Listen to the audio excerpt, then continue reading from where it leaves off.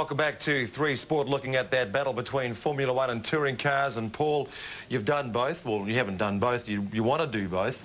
How do you see the battle at the moment for you? Well, touring cars on a worldwide scale is growing throughout the world, and it's, you know, I'm in the driving seat at the moment, which is great. But, you know, if I can pick up some Formula 1 testing in the near future, then I'll be aiming for that as well.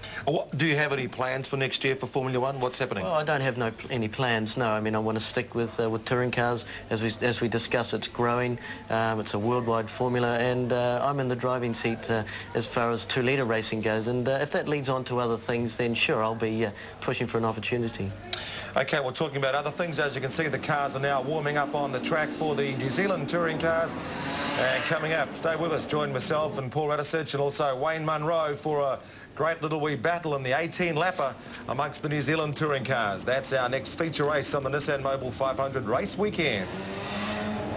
The Nissan Mobile 500 New Zealand touring cars are proudly presented by Degree. So welcome to the Degree grid. This is the start grid for the New Zealand touring car race, the second race they've run here. Yesterday, I'm afraid to tell you, there was a rather nasty kind of a start in which young Reese Mackay, sitting there in the big Aztec Holden Commodore, jumped the start actually, and then reversed up when the light didn't come on, and they started the race while he was in reverse, which was not a nice thing to happen, I can tell you. But Reese did end up winning the race, believe it or not, after a revised result, which led from the weighing of the two cars that were first and second on the road, the two BMWs of Craig Baird and Brett Reilly. Now Craig Baird is missing from this grid. We don't know the official reason why just yet, but there they're underway.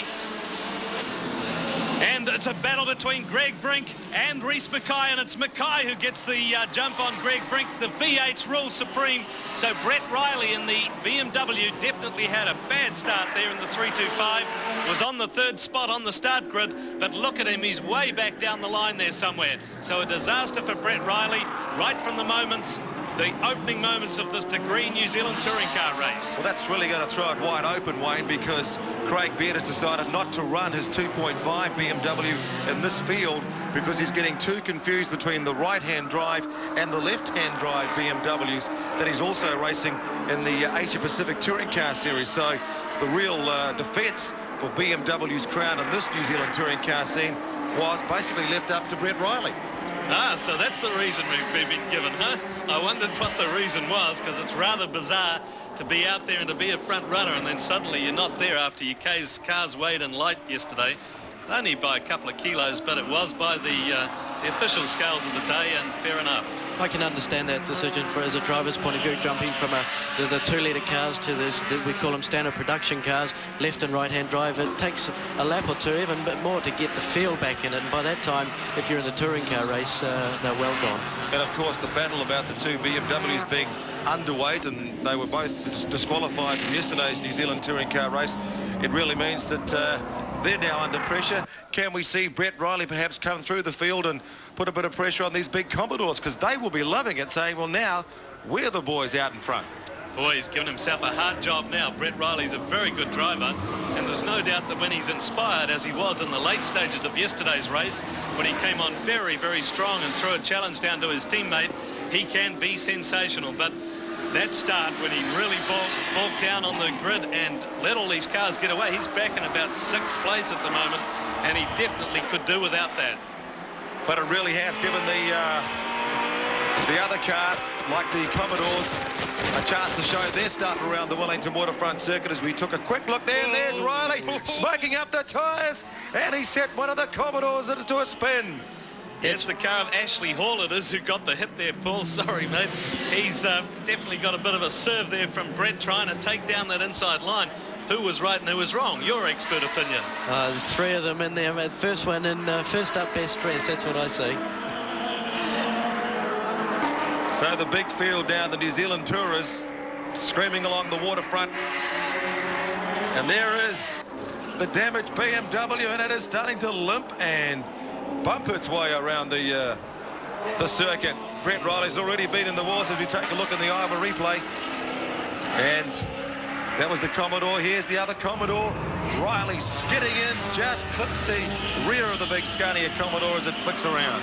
Yeah, he just come in there a little, once again, trying to dive up the inside and didn't see the car that was coming across in front of him and just touched him, as you can see by the damage on the left front of the BMW. Shades of Steve Soper there, guys. Yeah, it must be these BMWs. And I think the pressure is the fact that on the circuit now it's so tight. The real pressure is that's the main place to pass. But talking about pressure, Ashley Stitchbury, a very disappointing debut in the Alfa Romeos this weekend. What a shame. They did have a tough time here yesterday, but talking to team boss Ian Gamble, it was always going to be a tough task debuting these new Alfa Romeos at this street circuit. Here we go. There's the Gillette Custom Plus Minicam view, and this is the fight for the lead. No, it's not. It's Keith Sharp's view, chasing down the second Alfa Romeo of Owen Evans. Still in action there. They're in 5th and 6th places. Don't you mess with my Integra. This is the Honda Integra. And that's Owen Evans. He's been a very, very busy man today, hasn't he? Very busy, very successful as well. And this is a good showing after yesterday's disappointment when the car stopped. And so both cars stopped during yesterday's race. And really, it's going to be nice for them to get some track time. You've got, in this type of racing, Schedule S, you've got two different classes. You've got under 2 litre, and then you've got over 2 litre. And they try and balance it out by the over 2 litre cars running a 1350 kg weight limit, and under 2 litre and under running 950. So they're trying to even the racing out. Well, I know, Paul, you had a little wee battle with the Alfa Romeos and their aerodynamics in the British Touring Car Championships. Slightly different set of aerodynamic packages there for that Alfa. If only they could run like that in Britain, I'd be well pleased. Well, I'm afraid that's a sight you've seen quite a bit of sometimes in the British Touring Car Champs. Oh, come on, Clint, don't be hard on me. The rear of the the rear of the Alfa, but you showed him the flag in the World Touring Car Champs. You bet, and you know, it was a terrific day for not only me but all that was involved, and of course Ford Mondeo. Well, Owen Evans, he certainly knows his way around this place. He's probably had more miles on the Wellington street circuit this weekend as we get Keith Sharp view from as he heads around the New World turn onto Cable Street, chasing down the Alfa Romeo. But you can see these two are very evenly matched. But boy, they're well off the pace of the Holden Commodores up front and ahead of them by about 4 seconds a lap, which is a major, major giveaway. And I'm sure there's going to be some prize from the guys running the 2 litre cars, Paul, to get some sort of freedom on some sort of weight break that will allow them to be in contention with these big boys. Yes, for sure. And I guess they have to look at things as each race goes on and adjust the weight as it goes. And perhaps they have to run a bit more weight than 1350 on some of these 2.5 litre cars. Back out in front, it's the 2 big Commodores you saw just before, and that's the gap coming back to Reilly, and also the battle between 3rd and 4th. And looks like Brett Reilly may have just got past Miles Pope and the other Scania Commodore that he gave one of them a serve. That was Ashley Hall's car, and now he may have just sneaked into 3rd spot in front of the Miles Pope Scania Commodore. So Reilly still flinging that BMW around over that bumpy part of the circuit there, and he's trying to close the gap. He's roundabout. Well, he's a good 5 seconds behind the 2 leading Commodores of Rhys Mackay and Greg Brink. He's been trapped in traffic there. Now he's got a clear lap. He's just set the 2nd fastest lap of the race, and I'm sure we'll see him slip into the fastest lap once he gets a clear run, which he's doing now. Of course, this car, Paul, a 2.5 litre car, which BMW's run now for 2 seasons. Very, very successful in the New Zealand Touring Car Champs last year when they ended up 1-2 in a fantastic finale showdown between this man and Craig Baird. Of course, we explained not in the race today, but was the winner on the road yesterday. The car you'll be bringing to it going to be comparable to these cars, do you think? Well, we hope so. The Neil Orport is building the cars. We've not run them or tested them. Nigel Arkell will be doing the major part of that, but we'll be running the 2 litre and under class, so we're running a little bit lighter in weight. And yes, we're hoping that the Ford can be competitive with them. It's just a shame you're not running a Ford Mondeo this weekend instead of the Telstar over the summer. Well, it is, Clint, and I would have loved to be down here dealing to those BMWs. Yeah, for sure. That would have been a sensational scrap. Going back on board this scrap here in the New Zealand Touring Car Championships, that's Brett Reilly. He's been the bridesmaid probably far too many times in his career as far as he's concerned. And this is back on board the Gillette Custom Plus Minicam as you have a look. Go racing with Keith Sharp as he's catching up to the Alfa Romeo of Owen Evans. Just a little bit different handling compared to the Porsche. Well, you see the Owen Evans car just kicking out at the rear a little bit. I know that they are running backed off in power, and they are looking just to get some racing out of these cars, out of the Alphas. And Ian Gamble really confident that this season he can be sort of a competitive 2-litre car, as we see Owen lock the brakes up there. But next year he really thinks they'll come into their own. But really he's already lobbying, if you like, to say that it's a bit of an uneven battle right now. We can't expect to be competitive with the V8s unless things are changed a bit. Well, it does take a while to get cars developed. It's not really a matter of coming out and being competitive straight away. Well, it is, well, that's what it's about, but it does take some time to get the bugs ironed out and so forth. And this is what the Alpha team are experienced at the moment. Updating the lead after 4 laps in the New Zealand Touring Car Champs. Those big Commodores, those 5-litre screen machines out in front. Not quite as powerful, of course, as the Peter Brock machines, but still a real handful around here in the Wellington waterfront. And it's Reese Mackay in front, 1.7 seconds back to Greg Brink in the absolutely positively Wellington Commodore. Brett Reilly's just set the fastest lap of the race so far, so he's on a charge, and let's hope he's got enough laps to reel those 2 Holdens in. Well, at the moment, the man who's really wanting to do some reeling in is Greg Brink. He had a problem here yesterday, which wasn't so nice. Ended up with no gear stick. It came off in his hands. That's why the Commodore was parked when he was fighting for 3rd place. And he was fighting with the same guy, Reese Mackay. They've given him a new nickname since the start yesterday. He's now Reese Backup Mackay. I thought these Holdens were automatic, Wayne. Apparently not. I thought they had screw-on knobs. Now, these 2 guys have come through the Nissan Sentra class, right? Yeah. And here they are. Must be good for New Zealand Motorsport to go from one-make racing through into the touring cars and get younger guys a chance to get into the sport. Yeah, it's a logical progression. You know, you can come through the Formula Ford ranks and into Formula Brabhams. Paul's done something a bit different, but it wasn't for the want of trying that I'm sure you didn't end up in Formula One. But, you know, you took the single-seater route. Now there's some quite definite career paths, if you like, at whatever level you want. These 2 are quite keen to make it a pretty professional level. Reese Mackay, good young driver, 21 years of age. Greg Brink, an ex-world motocross front runner, and he broke both of his hips when he was a younger guy and had to give that away. So he's serious about his motorsport now. Talking about serious motorsport, we'll leave the boys out there on the track for just a short break. And when we come back, the action continues in the New Zealand touring cars.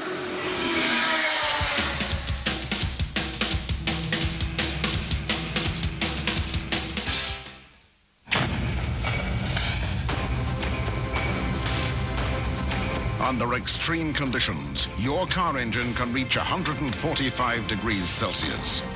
Take a leading conventional motor oil and Mobil 1.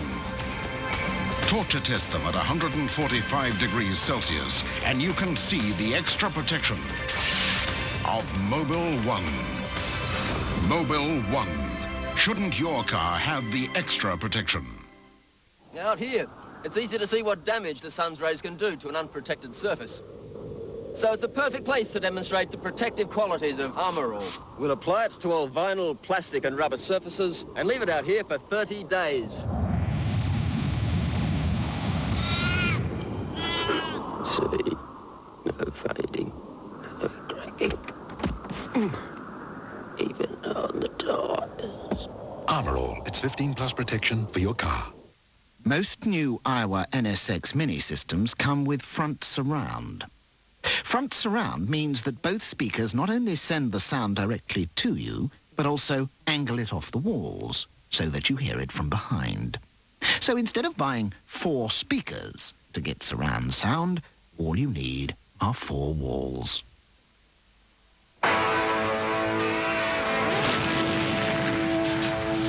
Preferably upright.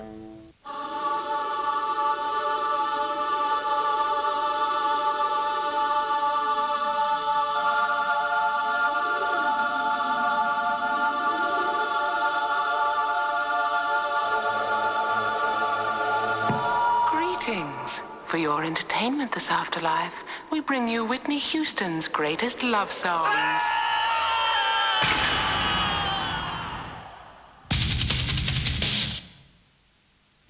Gillette has always led the world in disposable razor technology. Gillette were first with a twin-blade disposable. And now, Gillette goes further ahead with new Custom Plus, the world's best disposable. It delivers greater control through its longer handle and a smoother, easier shave because of this unique Hydroglide moisturizing strip. Custom Plus even has an aloe version for sensitive skin. New Gillette Custom Plus, the world's best disposable shave. Very interesting. Now, I want you to tell me how this one makes you feel. Loopy? KFC chicken loopies. Care for a dip? New KFC chicken loopies. The delicious bite-sized chicken rings with the crispy potato coating. Are you paying attention? We're all crazy about KFC chicken loopies. KFC chicken loopies. I like it like that. Boy, they make it tough to compare, don't they? Hey! Buddy, I'm saying they make it really tough to compare, don't they? I mean, this one is bigger. This one's faster. This one's got more stuff. And am I crazy? Or are all these things all about the same price? How can that be? If they all charge about the same, does that mean that they put them all together the same and they're going to take care of you the same? I don't think so. Tonight, they rob banks. She steals hearts. Nick Nolte with Martin Short. These two guys and James Earl Jones. They're a team. Oh, you have been nothing but trouble. 3 unlikely fugitives are on the run from everyone. Freeze! Come up with your hands up. They're looking for 2 guys and a little girl. Here. I really don't want to go to jail in this dress. It's a zany comedy of errors. The 3 Fugitives. Sunday night at the movies. 8:30 tonight on 3.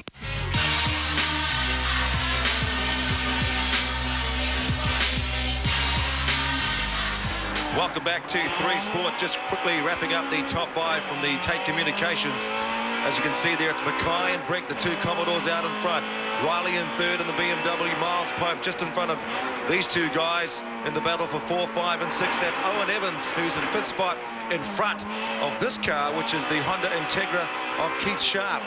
And I can tell you that just as Keith adjusts the rear vision mirror to get a better look, whoa, smoking it up, Owen Evans. As they went into the hairpin just a short moment ago, Owen locked it up again. Boy, he must be having brake problems here. The tyres are going off because just about scared the hell out of poor Keith. He had to take a quick evasive action. Keith's doing a great job. There's a bit of a difference between these cars.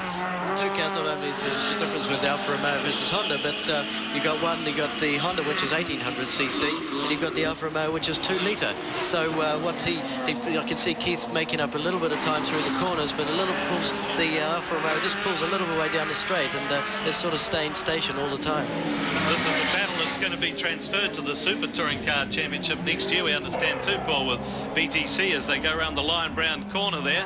And that's the Alfa Romeos are going to be taken on by some new contenders, not just your new Ford Mondeo, but some Honda Accords as well, we understand. Yes, it will be. There'll be another 2 manufacturers joining our British Championship, which will make 12 to 13 contenders. And I tell you, it's super exciting racing. Super exciting shots on the Wellington waterfront too. 47 cameras covering the field and covering the entire harbour capital today. A magnificent shot showing you what it's like to overlook Wellington if you were a skydiver. That's exactly what you'd see. But you'd be travelling as quick as these cars. Just look at those bumps there, mate. See that? So from the sky back down to the streets and back on board the Honda as he's still trying to catch up to that Alfa Romeo. I see red. That'll be going through Keith Sharp's brain at the moment under the Peanut Slab Bridge. Don't you reckon this is a great mixture of cars that we've got now in this New Zealand touring car scene? Because we've got the Alfa Romeo that's dominant over there. You guys coming on board with your Fords, the Honda, and also having the big V8s. I think it's a great mixture that we're getting in there now. We've got all the best of the things and at an affordable cost. Yeah, I agree with you, Wayne. It's an affordable cost. It's what New Zealand can afford as a national championship, and it's great to see all manufacturers, not only Ford getting involved, but others as well. So it's still the 2 Commodores out in front. And of course you got Brett Reilly around about 3rd spot of the BMW. Talking of BMWs, the word is the second of the Schnitzer cars will be ready to race in the second of the Asia Pacific Touring Car races. Let's go down to Andrea Johnson with Charlie Lamb. Charlie, this is pretty much of a miracle. The car looks great. How hard have these guys worked? Well, as you could notice, they worked flat out to get the thing repaired in time. As I told you earlier, we are used to this kind of jobs, and as such, I mean, you could see an example for German efficiency today. Again, the car is ready. I think we can now say we can make it to the race. The only job which is missing, we should do a check of the alignment of the car, which will be the next job on our work list, and then I think we can make it in time to be there in the second race. As far as the repairs that have been done on the car, exactly what has been done? Well, again, engine change. Engine was damaged in the accident. All the front of the car was damaged because that's where Steve hit Joe. So we had to replace the radiator for the oil, the radiator for the water. We had to replace the front bodywork and all the, we could say, the front trim, like the front lights, front spoiler. Well, that's about it, I should say. Also, the bonnet was replaced. Yes, that's it. And is Steve feeling a little more relaxed, ready to get into the race? I mean, let's face it, Steve drove a fantastic race, and, well, he drove a fantastic race. He still was hanging on to take his last chance for victory, and he overdid it as such. I mean, I can understand that he's upset because he also obviously ruined a team double victory. Okay, now, again, time has passed. He has time to consider everything, and I mean, I think he's going in the second race with a fresh motivation, and well, I hope we can see a good race from him. Charlie, thank you again for your time. Pleasure. And there it is, the double Schnitzer BMW sandwich today in the first race of the Asia Pacific Touring Car Championships. Just watch, as you see now, Brett Reilly back in the New Zealand touring cars, and it's that BMW that's on the charge. Yep, up to second place. He had that terrible start, remember, where he was third on the grid, and really we were looking to an immediate battle between him and the Commodores of Reese Mackay and Greg Brink, but he's just gone by Greg Brink, who's obviously had a problem and dropping well down the order. So Brink dropping out of second, still ahead of this car. The car of Brett Reilly is the Reese Mackay car, the Aztec Holden Commodore. Yeah, and Brett's just closed the gap down now to around about 5.8 seconds, so he's well on a charge, and with still quite a few more laps to go, there's a good possibility he's going to catch up. As they go through the Tate Communications corner, that's the top five: Mackay, Reilly, Brink, Pope and Evans. But I can tell you that unfortunately for Wellington's Greg Brink, it's not looking too good, because he looks like he's starting to lose a bit of time. And did he get pretty close to the wall then, or what? That's about what Joe Winkelhock and Steve Soper did earlier, wasn't it? He just missed the weed, though. Didn't quite prune it on the way through. Next time, Brett, we want you to do the weed eat a bit, mate. So wheeling around the New World corner onto Cable Street, getting in behind the little Suzuki, I think it is there. No, it's one of the Peugeots that he goes by quite easily, of course. Cleans him up, no problem. Round that fast right-hander onto Jervois Key. There's our race leader just passing through the picture. That's the gap we've got. Reese Mackay, the 21-year-old from Auckland.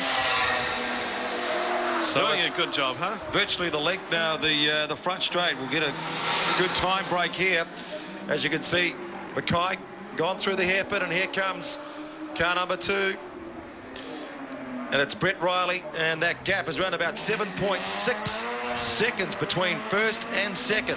So actually the gap has increased on that one lap, and perhaps just overtaking the slower car to get slightly held up. Magnificent shot there overlooking the entire Wellington Harbour and the waterfront redevelopment, which of course hopefully will always include the Wellington Street Race. And I'm just talking to Andrew Marr before, and he said once the museum is finished in the right-hand corner, the track will always be part of it, and they might be able to take out some of the tight corners and get a bit more flow there. So that's good for the future of the race. It'll stay in this format for next year, this shape, and then it'll change in the following year. That'll be good, because the format at the moment is a little bit tight, and you have to work extremely hard. Just if it could just open up just a little bit more, if we know the following year it's going to happen, that'll be great. Yeah, Andrew was definitely saying that they have plans to try and make it a bit more fast and a bit more free-flowing, and a few more quicker passing corners around that tighter part of the waterfront circuit, but they can only do that once the reconstruction's basically completed. Especially in the shorter races as well, it's important because you need overtaking places. The long distance races, it's a different ballgame. There you can see the view from Gillette Custom Plus Minicam inside Keith Sharp's Honda, and you can see that Owen Evans is starting to eke out that gap and stretch it out just a little bit, going away from him in the Alfa Romeo. I can see Keith when we were going to other shots shaking his hand, so maybe he's got pins and needles or a sore hand, or maybe he's just getting a bit tired. And they're both circulating around about the same time. So they're both doing 150s. And, of course, still the battle between 5 and 6. So Keith Sharp, a racing driver instructor in Auckland, so he should know a thing or two about how to handle these machines. And heading down Cable Street now, winding the 1800 cc's of Honda under the bonnet in a big effort to chase the Alfa Romeo, but disappearing into the distance. Back out in front, it's still the battle between first and second, and this is the man, just like he was yesterday on the charge. Brett Reilly seems to be in the last 5 laps of these 18-lap New Zealand touring car races. Gee, he wobbles around there. He's always trying to catch up to the leader. It's just the wobble there. Clint is just mainly to do with the bumps, and you're trying to keep the car always in line and get it into the apex of the corner, so you're tending to work the wheel and the bumps catch you out, and it sort of accentuates the jumping of...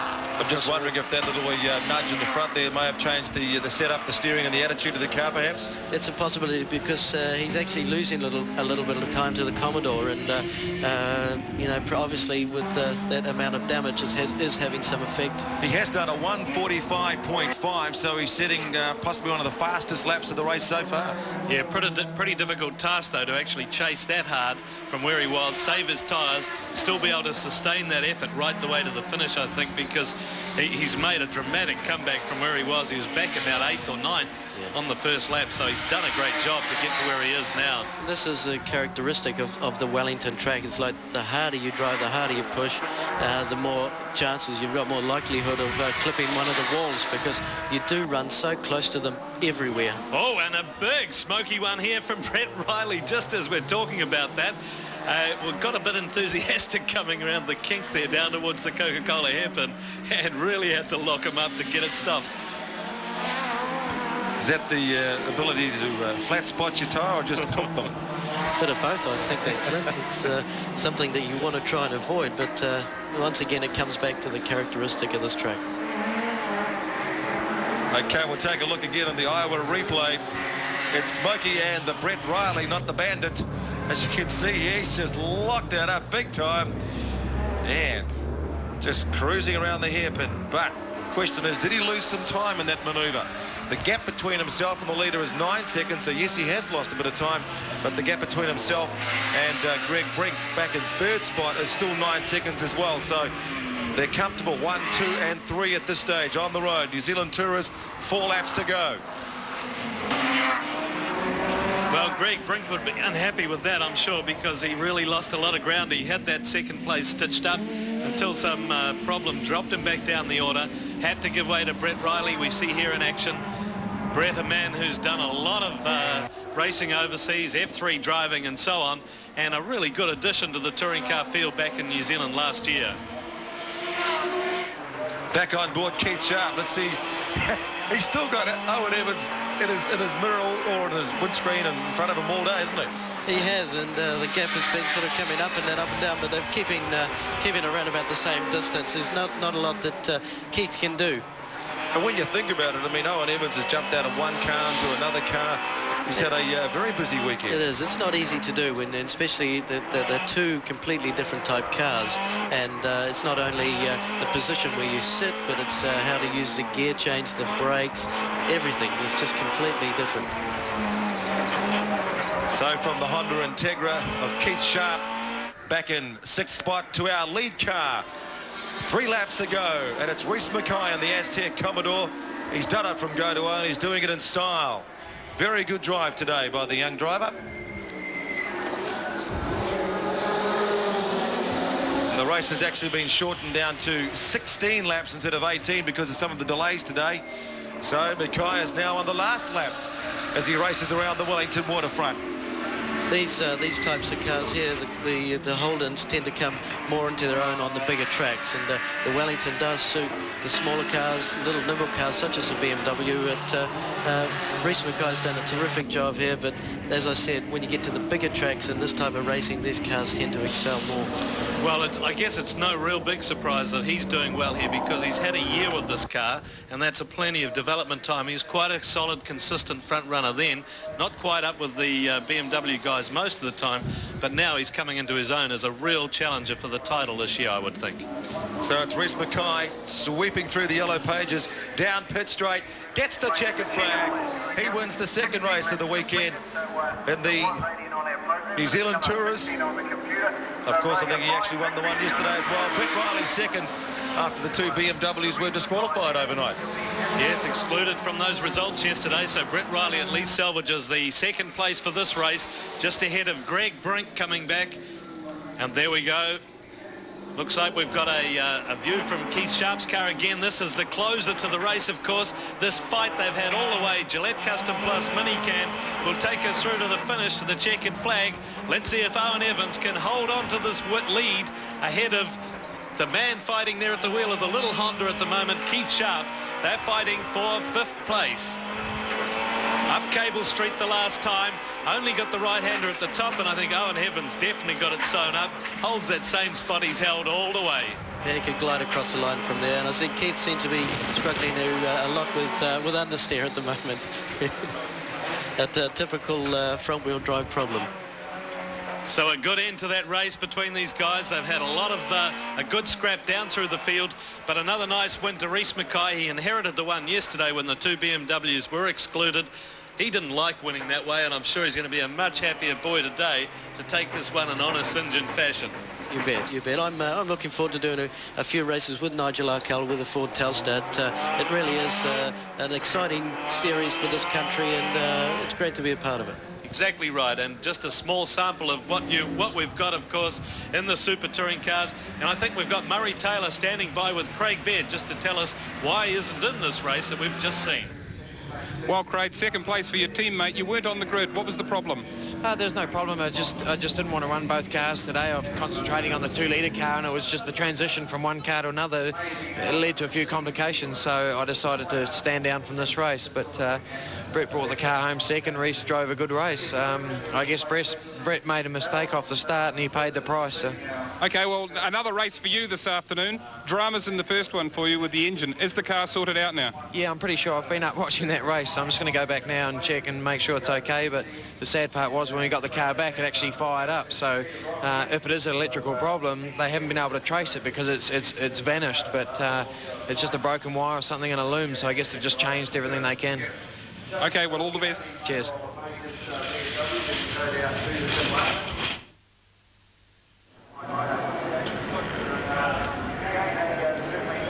New Zealand Touring cars, the top 5. Reese Mackay. The Nissan Mobile 500 New Zealand Touring cars are proudly presented by Degree.